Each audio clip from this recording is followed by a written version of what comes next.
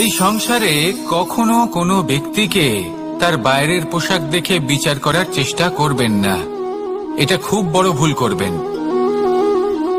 যেমন আমরা জীবনে অনেক সময় এমন করি, ধরুন কোথাও একটা গাছ দেখলাম, খুব বিশাল আকারের একটা গাছ, যেটা মাটির থেকে অনেক উঁচুতে পৌঁছে গেছে, যার বিশাল শাখা আছে। সেগুলো দেখে আমরা ভাবি যে এই গাছে হয়তো কত সুস্বাদু ফল আছে।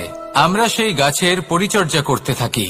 আবার অন্যদিকে হলো একটি তৃণ, যেটা মাটি থেকে কিছুটা উঁচুতে পৌঁছেছে, কিন্তু সেই তৃণর নিচে, মাটির নিচে অত্যন্ত সুস্বাদু ফল বা সবজি জন্ম নেয়, যা আমাদের স্বাস্থ্যের পক্ষে অত্যন্ত উপকারী। সেই জন্য কখনো আবরণ দেখে কাউকে বিচার করতে চেষ্টা করবেন না। তার বদলে এটা বোঝার চেষ্টা করুন যে আপনার সামনে যে ব্যক্তি আছে বা বস্তু আছে, তার বিশেষত্ব কি। যদি এই বিশেষত্ব বোঝার ক্ষমতা আপনি অর্জন করেন, যদি এই শিল্প আপনি নিজের ভেতরে জাগ্রত করেন, তাহলে এই সংসারে বিশেষত্ব কি সেটা আপনি জানতে পারবেন।